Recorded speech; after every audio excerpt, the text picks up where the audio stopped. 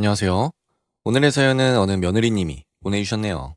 시댁 식구들이 문자 그대로 거지 근성을 이어나가는 모습에 결국 시댁 식구들을 상대로 응징하셨다네요. 대체 무슨 기막힌 사연일지 한번 읽어보겠습니다. 며칠 전 남편이라는 작자가 제게 이렇게 말했습니다. 너 때문에 우리 집 망했어. 그래서 저는 이렇게 갚아줬죠. 잘 됐네. 어차피 거지들 모여 살던 집안인데 그런 집안은 싹 망하는 게 나아. 남편이랑 이런 말을 주고받을 정도이니 우리 사이도 갈 때까지 간 셈이죠. 조만간 이혼 도장 찍지 않을까 합니다. 그래서 이혼에 필요한 준비들을 이미 하고 있을 정도이죠. 받을 것 다 받아내고 나아가 빚도 한 푼도 남김없이 다 받아낼 겁니다. 어쩌다 남편과 원수, 나아가 시댁 집안 모두와 원수가 되었냐고요? 시댁 식구들이 거지 새끼들이기 때문입니다. 사람이 다른 근성은 고쳐도 거지 근성은 못 고친다더니 시댁 식구들이 딱 그랬습니다. 그래도 마음고생 끝에 이렇게 끝을 맺으니 정말 속 시원하네요. 일단 우리 시댁과 친가를 비교하면 시댁 쪽의 살림살이가 좀 부족했습니다. 남편 말에 따르면 과거에는 시댁이 지금보다 훨씬 잘 살았대요. 그런데 시댁 모든 식구가 모여 큰 규모의 사업을 했는데 그게 쫄딱 망했답니다. 20년쯤 전에 그 일로 완전히 집안이 망했고 이후 계속 살림을 못 피고 있는 거라고 해요. 지금 생각해보면 별 의미도 없는 소리죠. 아무리 20년 전 망했다고 해도 그게 저한테 거지처럼 달라붙는 핑곗거리가 될 수는 없으니까요. 사실 처음에는 시댁 식구들이 그럴 줄 몰랐습니다. 좀 가난한 사람들이 많다는 건 알았지만 가난은 거지 근성은 절대 아니잖아요. 세상에는 돈 없어도 비굴하지 않게 사는 사람들도 얼마나 많은데요. 하지만 우리 시댁 식구들은 그런 당당한 사람들이 아니었습니다. 처음 도움을 요청받은 게 대략 결혼 후 반년 뒤의 일로 기억합니다. 시아버지에게서 첫 번째 요구가 들어왔어요. 애야, 돈 좀 보태줄 수 있겠니? 지금도 뚜렷하게 기억이 나는데요. 돈을 빌려달라고 하는 것도 아니고 보태달라는 표현을 쓰셨습니다. 물론 빌려달라는 뜻일 수도 있지만 안 갚겠다는 뜻으로도 해석이 되잖아요.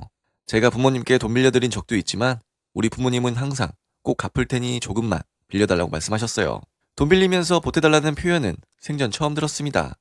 너무 놀라서 남편에게 어쩌면 좋겠냐고 물었습니다. 아버지가 원래 말씀 그렇게 하셔. 걱정하지 마. 설마 며느리 돈을 떼먹으시겠어? 그때 남편 말이 일리가 있다고 생각했습니다. 그래서 차용증 쓰고 돈을 빌려드렸지요. 차용증 쓸 때 시아버지 표정이 별로 좋지 않았던 것 같은데 그게 이유일의 복선이었던 것 같습니다. 살면서 이런 일을 한 번만 겪을 줄 알았는데 그게 아니었어요.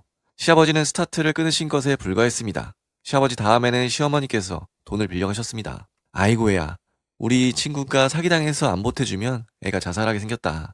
제발 친구 살려주는 셈 치고 조금만 보태주면 안 되겠니? 그 다음은 신우이였습니다. 아이고 동생 우리 애가 갑자기 수술해야 하는데 대출도 못 받고 죽겠어. 남편 동생도 한 번 돈을 빌려갔네요. 저 좀 살려주세요. 이번에 돈 메꾸지 못하면 제 가게 부도납니다. 이런 식으로 거의 10번 돈을 뜯겼습니다. 그렇게 뜯긴 돈이 5천만 원 정도 되어요. 말이 5천만 원이지 솔직히 우리 집안이 넉넉하고 제가 잘 버는 편이 아니었다면 벌써 시댁 결단 내고도 남을 액수 아닌가요? 그때까지 소갈이 한 저도 참 멍청하죠. 사람이 양심이 있으면 이 정도 빌려줬으면 절 떠받들어주고 나아가 어떻게든 노력해서 돈 갚을 줄 알았습니다. 하지만 시댁 식구 중 양심 있는 사람은 한 명도 없었어요.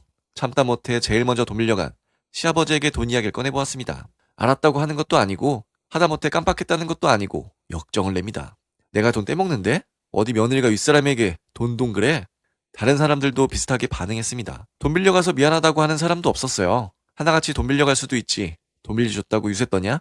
돈 좀 빌려줬다고 너무 고자세로 나오는 게 안 좋다는 식이었습니다.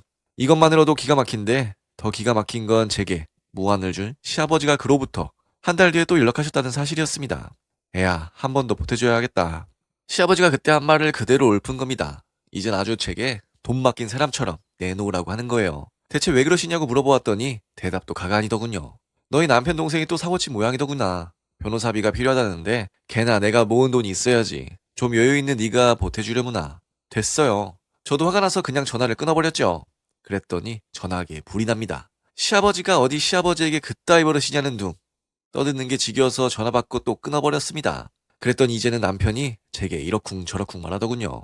그래도 같이 사는 남편이라 제가 시댁 식구들에게 불만이 많다는 건 알았습니다. 차마 제게 직접 화는 못 냈지만 그래도 제 편을 들어주지 않았어요.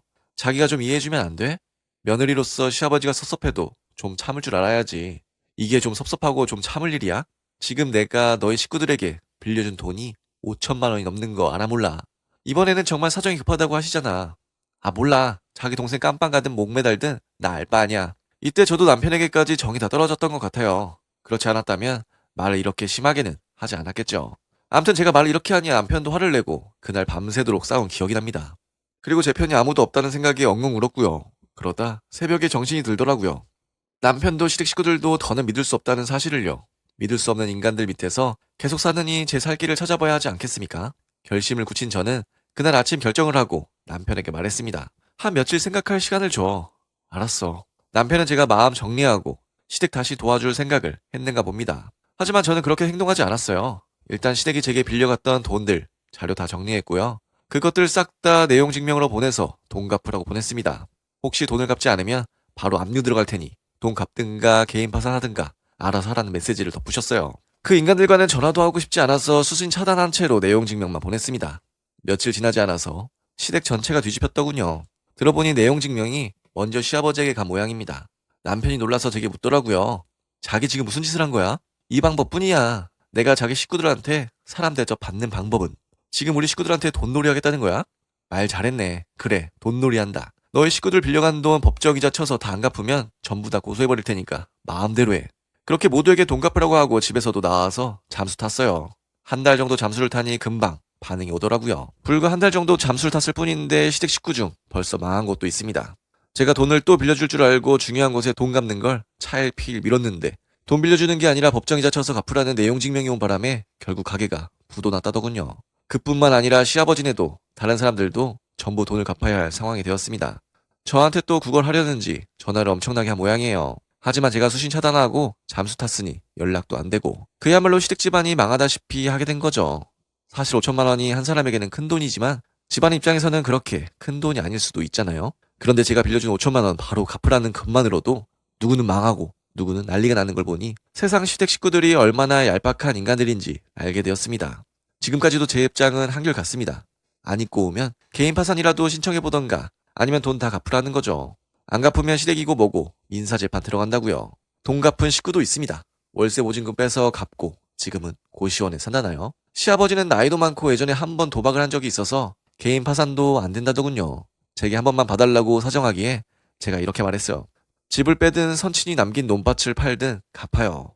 정돈 갚기 싫으면 죽을 때까지 버텨보던가요.